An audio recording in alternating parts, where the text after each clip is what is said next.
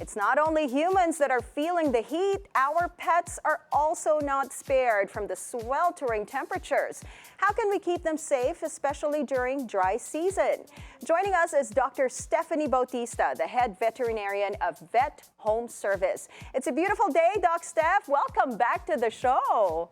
Hi, good morning. It's a beautiful day. Thank you so much for having me again. Doc, we can't stress it enough na we have to take care of our pets, especially now, sobrang init. Apart from heat stroke and the like, Doc, what are the other summer-related illnesses that you see in cats and dogs? Yes, I'm glad you asked. Now, these diseases, they're more common during the summer season, but they can still appear all year round. So the most common that we see, aside from heat stroke, because that's always number one, number two is we have the emergence of tick and fleas on our pets. So yung mga puto, yung mga garapata. And then number three, they can get dehydrated quickly during the summer because they pant and they lose water a lot. Now, number four, we also have an emergence of allergy-related diseases. So what we call seasonal allergies. So ito yung pinaka-common na nakikita natin. And this can happen all year round. Pero during the summer, mas dapat pantayan natin itong mga sakit na ito. Doc, when you take a look at our pets, our companions, we always are worried or wary about yung early signs of heat stroke, early signs that they are struggling. But Yes. then I want to focus on yung early signs of nagsistruggle sila sa temperature. And typically, the signs that we might miss kasi it might be a bit subtle. What are those signs that we have to watch out for? Yes. So always po natin tandaan, kapag naiinitan po tayo, no, mas naiinitan po yung dogs and cats natin. Because they don't regulate temperature the way we do. They don't sweat. So you can usually see when they're feeling a little hot is they pant. So panting ay open mouth breathing, and then they have their tongue out.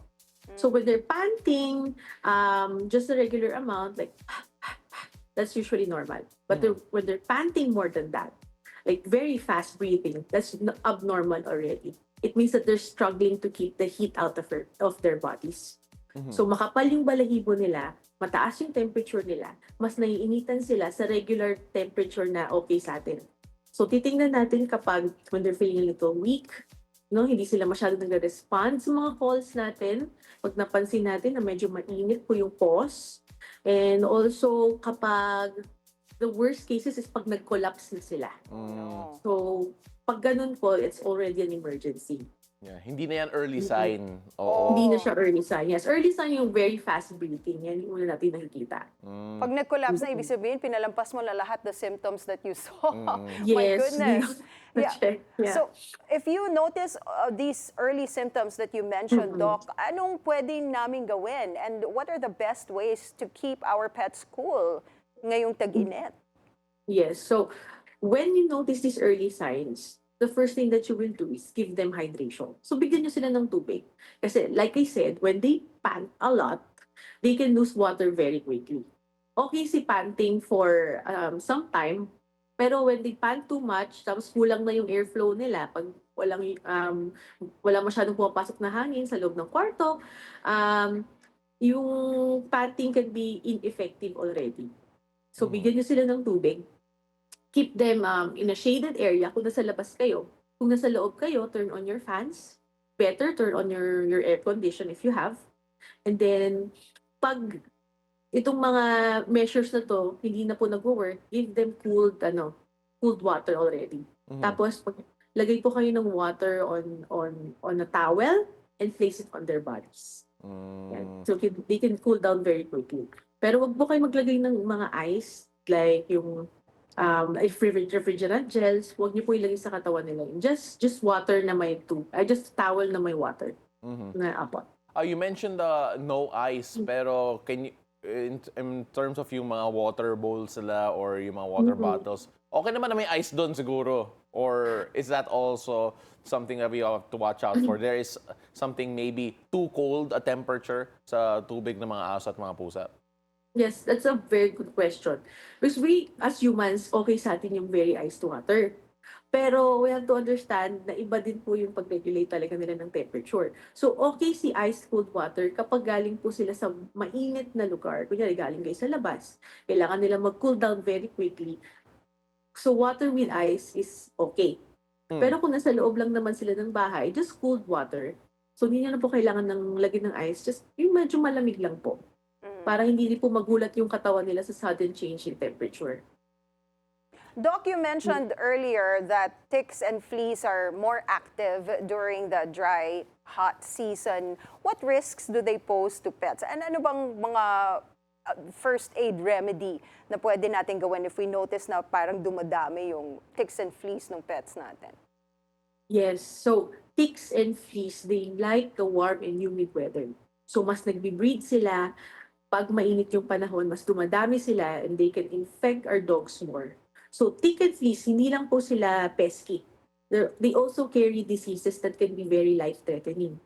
No? So, first of all, yung fleas, yung mga fleas, pag nakagat po yung pets natin, they can, if your pet has dermatitis or allergic to the flea, they can get flea allergy dermatitis. And also yung fleas, they carry tapeworm. So, even if your dog is regularly dewormed, pag nakagat po sila ng flea na may tapeworm dala, they can get tapeworm again. Now, yung mga ticks naman, they're another species which carry what we call blood parasites. So, yung blood parasites, they come in different species. We have Ehrlichia, Anaplasma, and Babesia. So, these blood parasites infect your dog's red blood cells, white blood cells, and when they get infected, the dog's body, they will eliminate the organism inside and will destroy the dog's own red blood cells and their own white blood cells.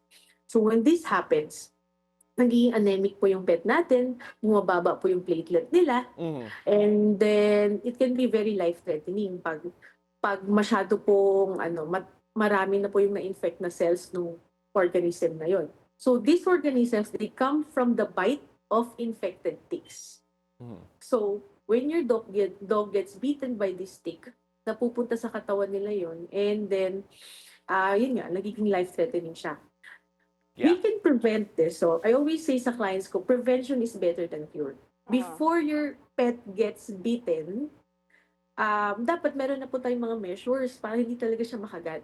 So we have tick and flea preventives available sa mga vet clinics natin. So we have different kinds. We have spot-ons, we have oral tick and flea preventives, we also have the tick and flea collars, and also the injection. This is actually fairly new, yung injection na tick and flea prevention. Yeah, that's already good for 1 year.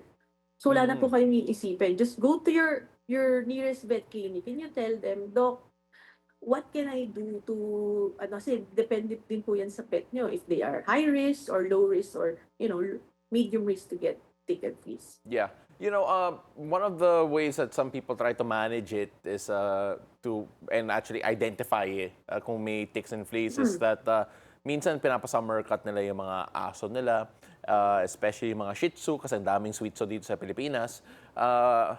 I have 6 and that's a summer cut. But when you take a look at the fact that we use this to identify the fleas and the ticks, or even deal with yung temperature, trying to keep them cool, is that really advisable when it comes to dealing with yung mga breeds in particular na medyo mahaba talaga ang coats of fur? Yes. So, yung grooming during the summer cut, lalo na pag mga long-coated breeds like your Shih Tzu, it can be very effective in keeping them cool. So, like I said kanina, makapal yung balahibo ng mga pets natin.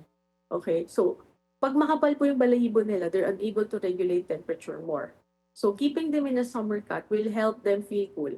Huwag niyo lang po sila ipakalbo because that will actually upset minsan yung temperature regulation nila. So, masyado na silang nalalamigan. So, a summer cut is the perfect cut for them to get cooled down during the summer season. My dog is always summer cut, even during the Yes. rainy season. Kasi I'm the one who bathes my baby. So, it's really easy to see, pag may tick and flea siya. Pagka summer Yes. cut siya palagi. Kala ko ikaw yung summer cut ng aso mo. Hindi ko. But nung pandemic, I tried. I did actually kasi ang hirap 'di ba hindi mo madala sa pet stores yung mga Okay. yung mga pets mo. But anyway, let's talk about Doc yung the food that we feed our pets during the summer season. Should we consider adjusting ba their diet sa tag-init?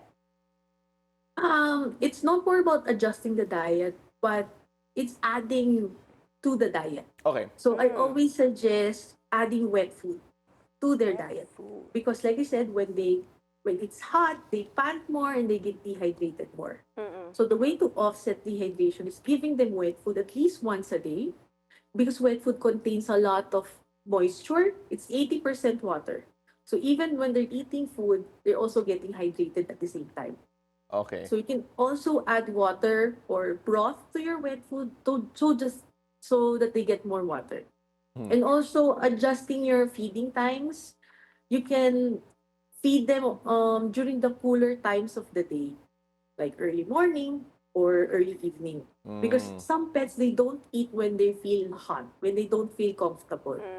So when feeding them during the cooler times, they can eat more. Yeah. Doc, okay, I love this next question kasi nagpaparinig ako dito eh. When we take a look at, syempre, minsan we bring our pets out to summer outings or even to the mall or wherever. Is it advisable that, we obviously take precautions, pero some people will be like, mainitan yung paa nila. They're gonna put shoes on their dogs, their pets. O minsan, baka mainitan sila, may stroller. Advisable ba yon na direct zoom in on Ann, na mag-stroller, magsapatos yung mga aso at pusa natin as a way of preventing them from feeling too hot over at the summertime? Actually, when I'm out, I find it really amusing because I see some strollers with fans on them. Yes. Oo nga. So yeah, Doc. like 2, 3 portable fans on the stroller, and I think that's amazing because it's really Naman, creative. right, Doc? Kasi Yes. we want to keep them cool. Minsan wala ka naman sa air-conditioned na venue. So, yung fans will really help your pets. Do you have fans on your stroller? Wala pa naman. Okay, go ahead, Doc. Pa naman. Some will have the really expensive ones. Yeah, actually. Now, when they step on hot concrete, it can actually burn their paws sometimes. Yeah. Yes. That's why I really recommend socks. If you're out on a hot concrete. But when you're out in the mall, tiles naman po sa mall eh. So, kahit hindi na po. Kasi pag masyado din po marami silang sinusuot, like yung mga damit, o makakapal na damit, o the hats, and the socks, pwede din po silang mainitan masyado. Really, Ann? What? Okay. What have you got against pet strollers?